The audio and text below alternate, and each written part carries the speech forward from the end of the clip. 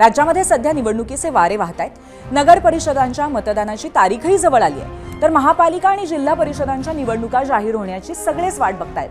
त्यामुळे सगळीकडे पक्ष इलेक्शन मोडमध्ये आहेत, पण प्रचारात आघाडी घेतल्याचं दिसतंय ते फक्त महायुतीच्या नेत्यांनी। सत्ताधारी पक्षांचे केवळ मंत्रीच नव्हे तर दस्तूरखुद्द मुख्यमंत्री देवेंद्र फडणवीस, उपमुख्यमंत्री एकनाथ शिंदे आणि अजित पवारांनी प्रचाराचा धडाका लावत दररोज 3-4 सभा घेणं सुरू केलंय।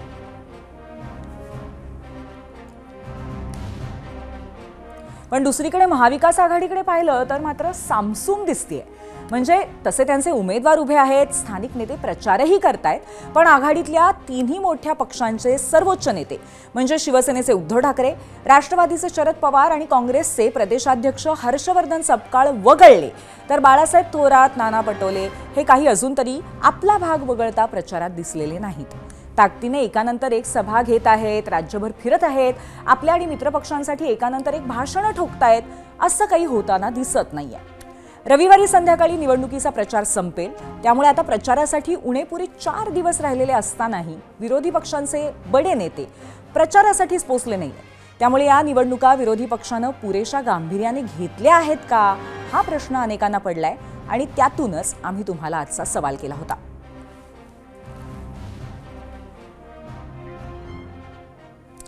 आता ही परिस्थिती म्हणजे टोमणे मारण्यासाठी भाजपकडे आयती चालून आलेली संधी आणि ती साधत भाजपचे मुख्य प्रवक्ते केशव उपाध्ये यांनी सकाळी ट्विट केलं। निवडणुकादारी महाविकास आघाडी मात्र घरी असं टायटल देऊन त्यांनी भली मोठी पोस्ट लिहिली। महसूल मंत्री चंद्रशेखर बावनकुळेंनी यावर टिप्पणी केली, तर या टीकेला ठाकरेंच्या शिवसेनेचे आमदार सचिन अहिर यांनी उत्तर दिले। बघूयात। 2029 मध्ये काँग्रेस पार्टी किंचित होणार आहे।